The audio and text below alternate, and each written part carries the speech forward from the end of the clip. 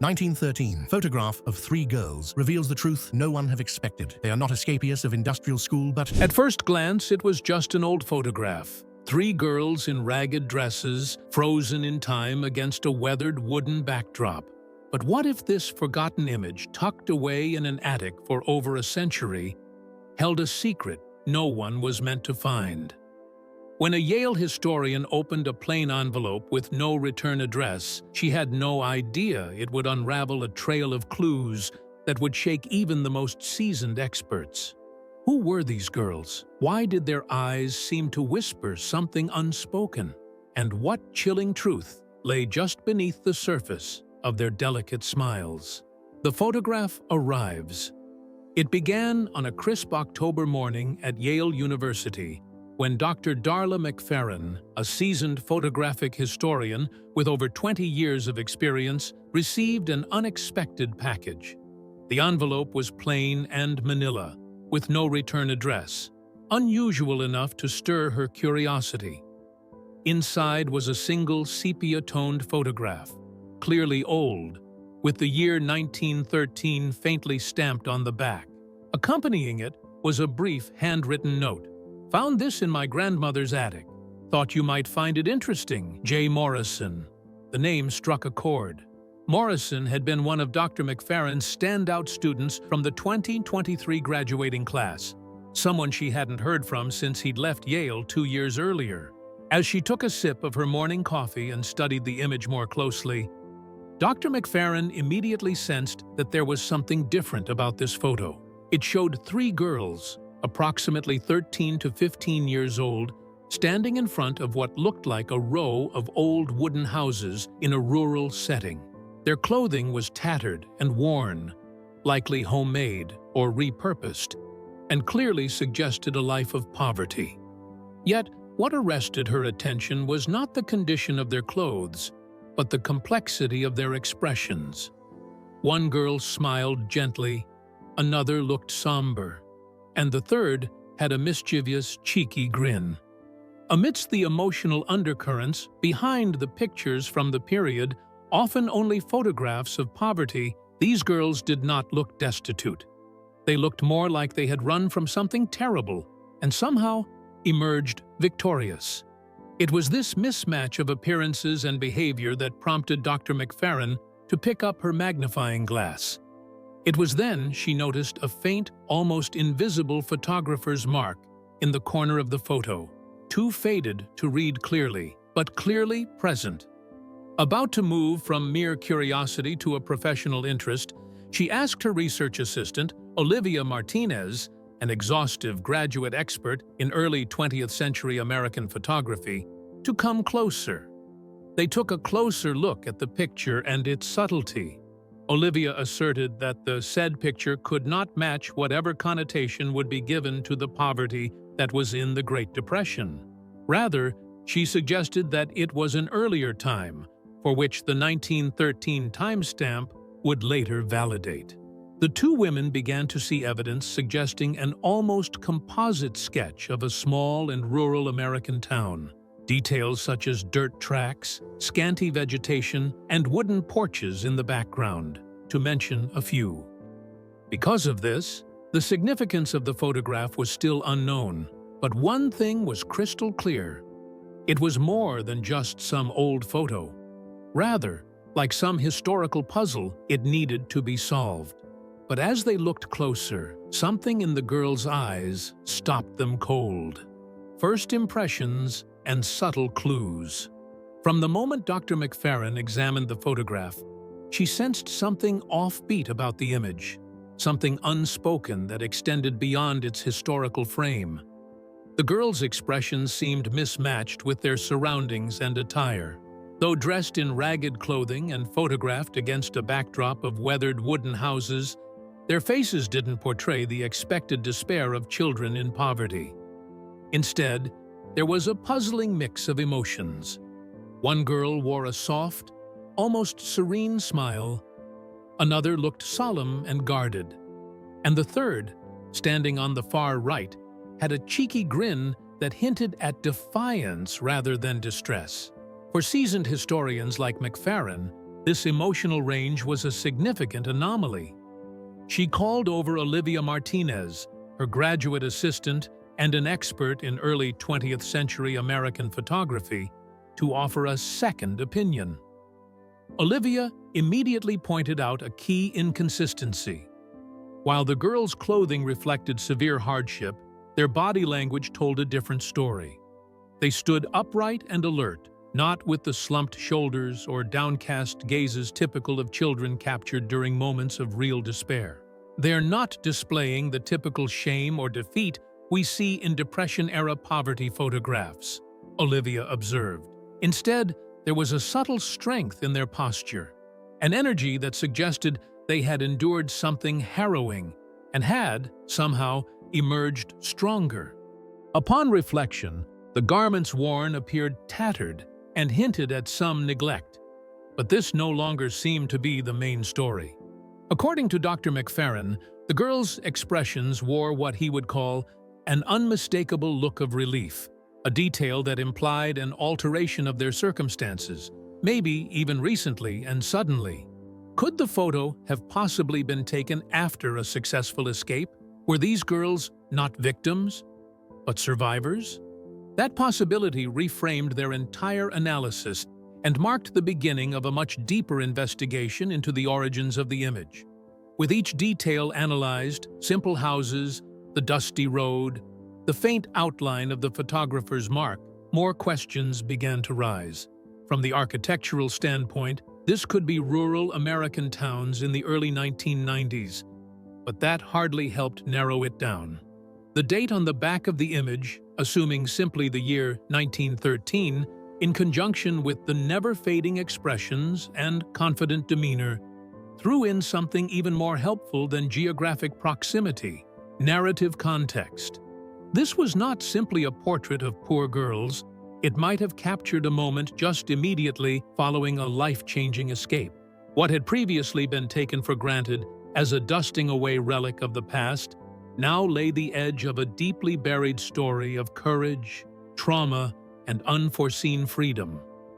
Unraveling the year and setting with the photograph's emotional complexity already raising questions, Dr. McFerrin and Olivia turned their attention to its physical properties to establish a clearer historical context.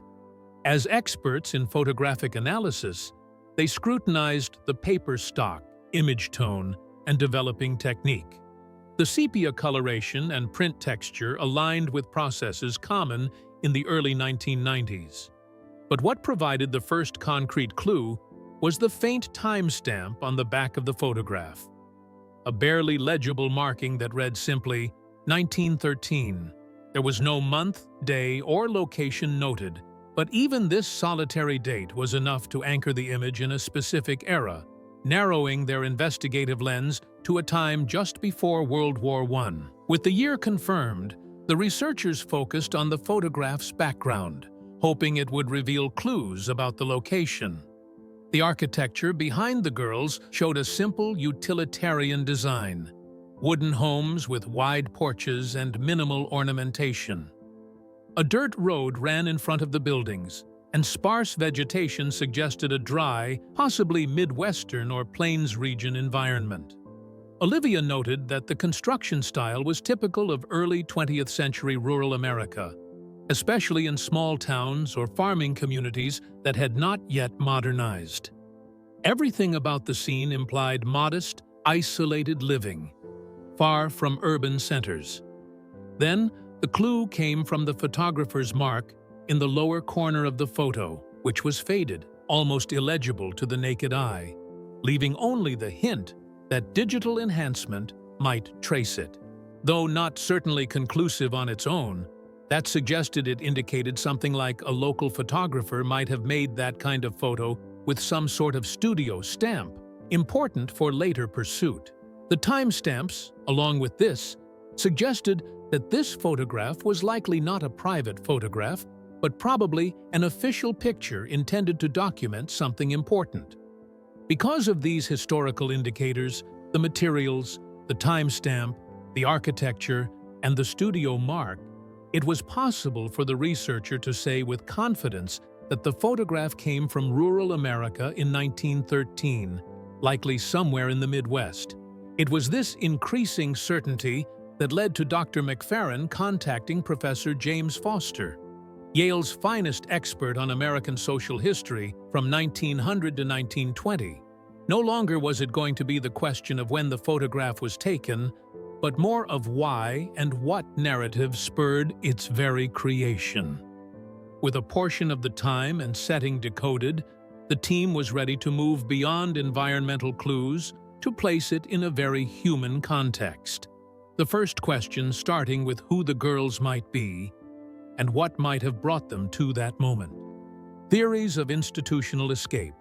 When Dr. McFerrin and Olivia brought the mysterious photograph to Professor James Foster, Yale's leading expert on American social history from the early 20th century, they hoped his insight might unlock new meaning. Foster, known for his deep knowledge of the social conditions of the 1990s to 1920s, studied the image intensely. He was particularly intrigued by the girls' expressions and postures, especially given their worn clothing and rustic surroundings. After hours of careful analysis, he proposed a bold theory. The girls may have been residents of an industrial school or reform institution, and the photograph could have been taken after they escaped. This idea reframed the entire investigation, hinting that what the image truly captured was a moment of liberation.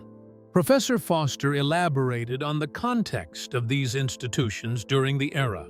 In the early 1990s, industrial schools for girls were widespread across the United States, especially in the Midwest. Originally intended to reform wayward or orphaned children, many of these institutions became notorious for their abusive conditions. Children were often sent there for minor offenses, like petty theft, truancy, or even just defying authority, and once admitted, were forced into hard labor and lived under harsh, punitive discipline. Foster's knowledge of documented abuse, neglect, and exploitation at such facilities made the emotional complexity of the photograph even more plausible. The subtle but unmistakable look of relief on the girls' faces suddenly made chilling sense. But as Foster rightly noted, the photograph does not appear to have been taken inside an institution. Those girls were shown outdoors, surrounded by what appeared to be a community in a rural setting, with no hint of fences, no uniforms, and no signs of institutional order. Under relaxed poses and individual expressions, they no longer appear to be under strict control. "This doesn't look like an institutional portrait," explained Foster. "This looks like freedom." The intel that the girls had escaped and were being sheltered, or worse, celebrated by a small town, made the image less documentary and more proof of a hidden act of rebellion or protection by a sympathetic community. It really did raise a lot of questions. If they had run away from a reform school, then how far had they traveled? Where had they come from? And more importantly, who were they? It just added a new dimension to the investigation. They might be possible runaway victims rather than just poor little townspeople. With this institutional escape hypothesis, the team upped their ante. Now they began reaching out to historical societies, genealogical researchers, and even digital forensics experts to explore what they could uncover with the investigation of these girls' identities and the faded photographer's mark on this picture. What began as a curious old photo was beginning to shape into a full-blown historical investigation with real-life injustice and survival. Crowdsourced investigation. As the research team pored over historical documents and continued to search through dusty archives, Olivia Martinez took a bold step that would ultimately change everything. Recognizing the growing power of digital communities, she decided to post the photograph on a Reddit history forum, accompanied by a summary of what they had discovered so far. The goal was to crowdsource new leads from amateur historians, genealogists, and anyone who might recognize the setting, the clothing, or, against all odds, the girls themselves. The thread quickly gained traction, sparking intense discussion and speculation about the girls' origins, their expressions, and the odd circumstances surrounding the image. The breakthrough came from an unexpected source. Mrs. Mattie Sullivan, an 89-year-old retired librarian from Brownell, Kansas, saw the photo after her grandson showed it to her online. She made a phone call to Dr. McFerrin that would alter the direction of the investigation. "I remember my grandmother telling stories about 3 girls who showed up in our town sometime around 1913 or 1914, she said. Her voice, frail but confident, described how the girls had arrived seemingly out of nowhere, worn, exhausted, but smiling, and how the entire town had taken notice. According to Mrs. Sullivan, they had walked nearly 50 miles from a place called the Berthmore Industrial School for Girls, a now-defunct reform institution in Terracotta, Kansas, known for its harsh conditions and abusive practices. This new set of data coincided nicely with Professor Foster's theory. The Berthmore Industrial School, which functioned from 1898 to 1910, notorious for the systematic abuse and child labor of its pupils, with numerous attempts at escape being documented in many official investigations.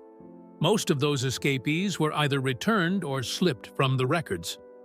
But according to Mrs. Sullivan, these 3 girls were distinguished. The townspeople of Brownell, inspired by their bravery and fortitude, covered for them rather than turn them in. Local families adopted them, enrolled them in school, and raised them to be normal children. The town became their sanctuary, and we might even say, their salvation. Mrs. Sullivan recalls working with vivid detail as she remembers the grandmother being actually involved in helping the girls, even arranging for a local photographer, Mr. Gilmore, to take their portrait. The pieces began falling into place. These were no longer faceless runaways. They were Mary, Ruth, and Catherine, each with a tragic but unique story to tell. Mary had been incarcerated for stealing bread for her dying mother. Ruth had questioned a teacher and was punished by being called incorrigible. And Catherine had defended her younger brother from an illogically severe beating. Their so-called crimes had been acts of compassion and bravery. That call didn't just confirm a theory, it unearthed something far more disturbing. The girls of Berthmore Industrial School. As Mrs. Sullivan continued her conversation with Dr. McFerrin, more chilling details emerged. According to her grandmother's stories, the 3 girls, Mary, Ruth, and Catherine, had arrived in Brownell, Kansas around 1913 after making a desperate escape from the Berthmore Industrial School for Girls in Terracotta, a town roughly 50 miles away. The journey was long and arduous, and the girls reportedly walked through the night, barefoot and in rags, to get as far away from the institution as possible. What struck the townspeople most, according to Mrs. Sullivan, was not just the girls' physical condition, but the sheer joy on their faces, the look of people who had narrowly escaped something horrific. The Berthmore Industrial School had a notorious reputation during its operation from 1898 to 1910. Official records later confirmed what local rumors had long suggested. Children were sent there for the smallest infractions, petty theft, talking back, or simply being orphaned, and were subjected to neglect, physical abuse, and forced labor. The institution was ultimately shut down following a state-led investigation into systemic mistreatment, but many of its survivors' stories were never documented. In this context, the girls' escape was not just a flight from confinement, it was a fight for survival. Each of the 3 had been committed for reasons that, by today's standards, would be considered unjust and even cruel. Mary, 12 years old, was arrested in Berthmore for stealing bread to give to her invalid mother. Ruth, now 13, stood before the judge bearing the label incorrigible, and all because she questioned her teacher, defiant in an act of rebellion. Catherine was admitted into an institution at the age of 15 because she protected her own kid brother from a beating. They were not the real delinquents, who the system claimed they were. It was the hurting children of the conscience, chastised quite sharply on account of acts of empathy and resistance. For Mrs. Sullivan, the grandmother, and a good part of the town saw honesty in their eyes and reacted not with suspicion, but with compassion and help. Brownell became a haven. Families raised the roof and shelter for the town girl and did not leave her and her needs out. They carried on with food, housing, and even educational facilities for school.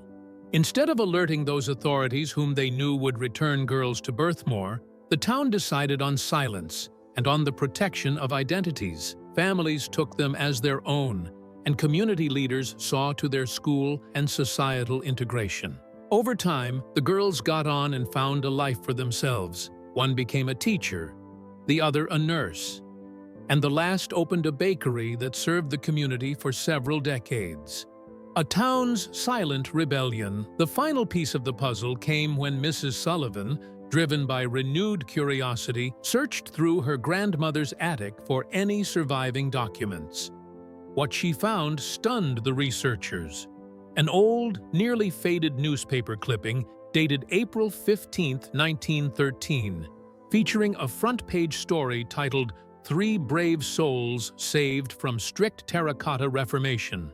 The short article, written in a semi-formal and surprisingly empathetic tone, confirmed everything the oral history had claimed.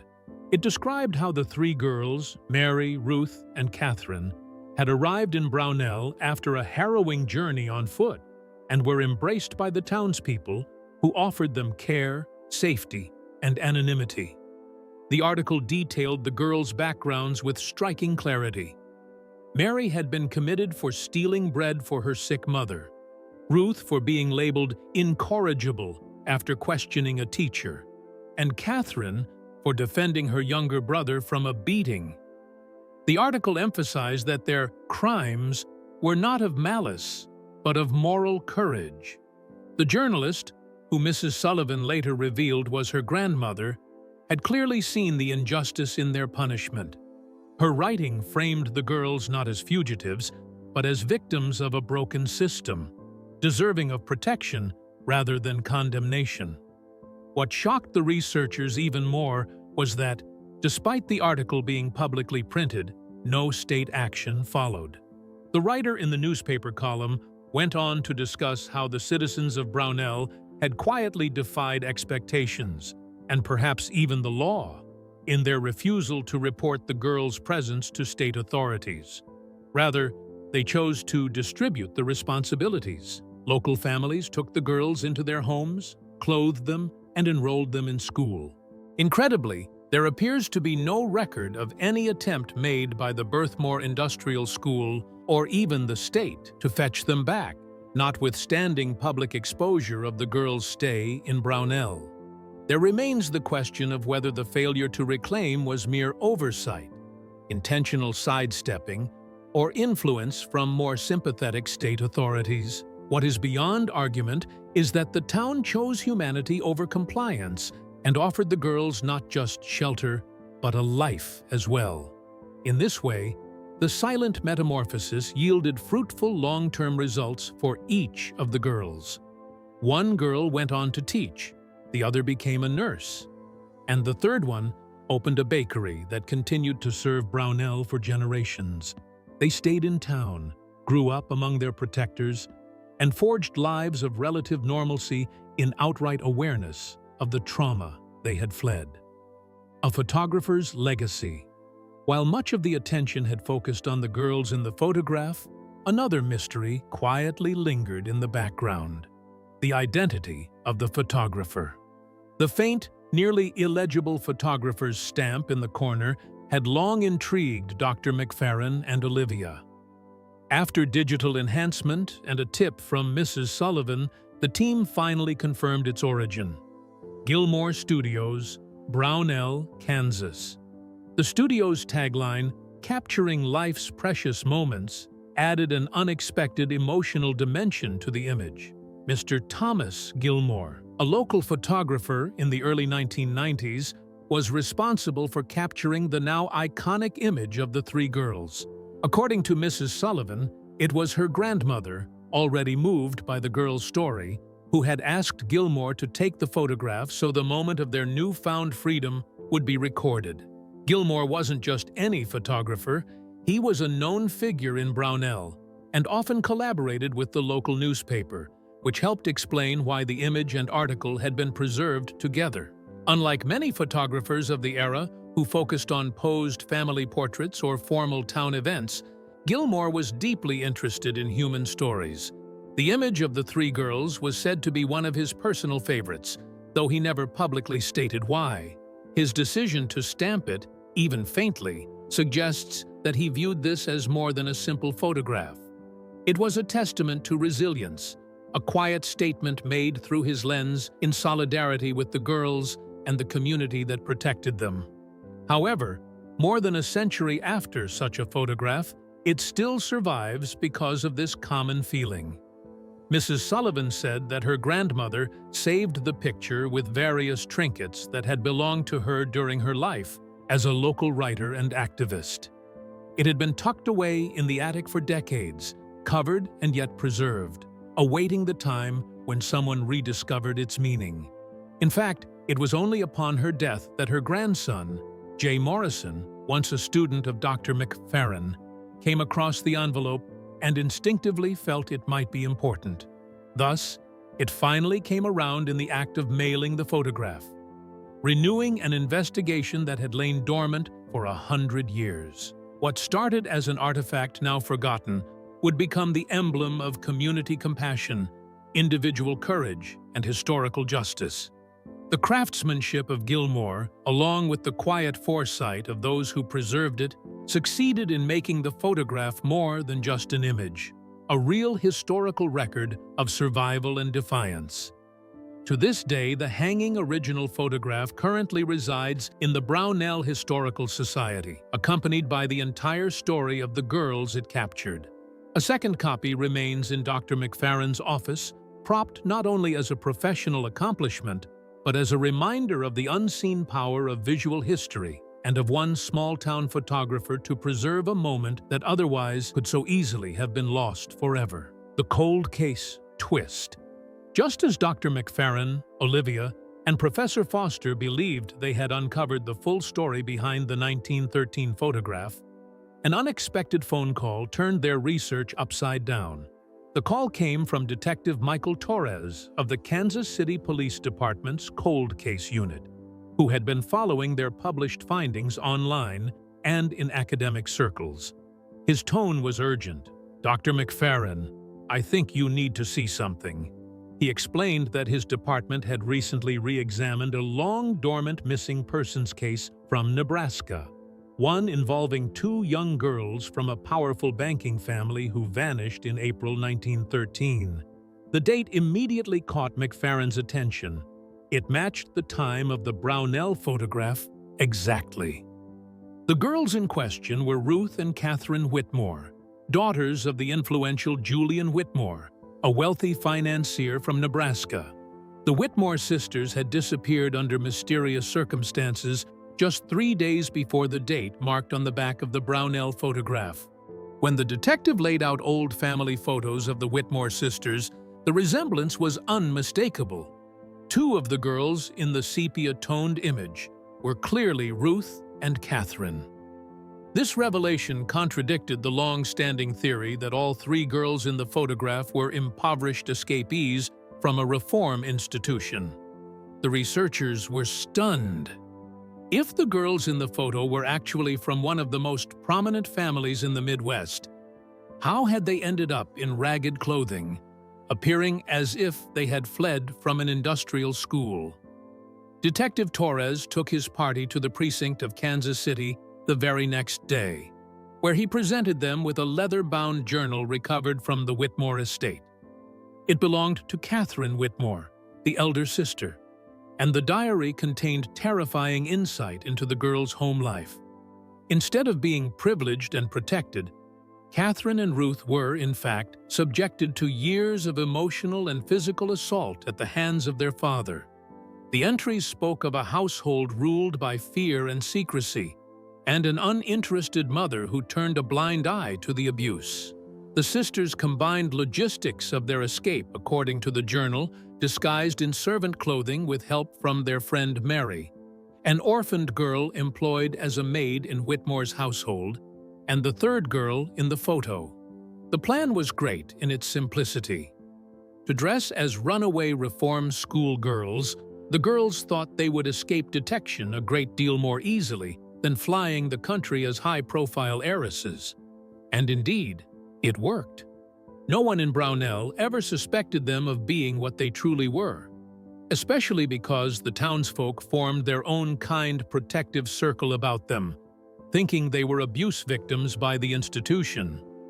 Detective Torres explained that indeed, Julian Whitmore had been surreptitiously searching for his daughters through private eye agencies. The real truth wasn't in the photo. It was written in the pages no one was ever meant to read. Secrets of the Whitmore Sisters. As Detective Torres placed the worn, leather-bound journal on the table, the room grew silent. Written by Catherine Whitmore, the diary exposed the hidden life of two girls trapped not in poverty, but in privileged captivity. Though publicly seen as daughters of Nebraska's powerful banker Julian Whitmore, the sisters had suffered years of emotional and physical abuse. Catherine's entries described a home ruled by fear, with a mother too afraid, or unwilling to, protect them. Behind the grand estate was a household built on secrecy and control. The diary revealed the sisters' growing desperation and their carefully planned escape. Their friend Mary, a young servant and orphan, helped them flee. Together, they created a false narrative, disguising themselves in servant clothing to appear as reform school escapees. It was a clever strategy. No one would look for wealthy heiresses among children presumed to be poor runaways. Their escape took place in April 1913, just days before the now famous photograph was taken in Brownell. Beyond survival, it was the adoption of new identities that enabled obfuscation without scandal. Catherine was sure of their father's pride, keeping the investigation a secret. The plan had worked. Their true identities, and that of anyone who might have come forward, became more than cryptic. Brownell thought them to be mere victims of a cruel institution, instead of suspecting a far more sinister reality beneath their account. The diary revelations sent shockwaves through the research team. What they thought were signs of poverty and escape from a nasty school turned out instead to be a cover for something much more tragic. Suddenly, the expressions captured in the photo of the girls were wholly relatable. Relief, strength, freedom. Through the narrative she recorded for the truth to come into the light, Catherine had shown that the Whitmore sisters and Mary did not merely flee from abuse, but rewrote their destinies, opting for peace and anonymity rather than wealth and silence. Thanks for watching. If this story intrigued you, give it a like. Drop a comment to share your thoughts. And don't forget to subscribe for more hidden histories and untold mysteries. Got theories about the photograph or the girl's past? We'd love to hear them below.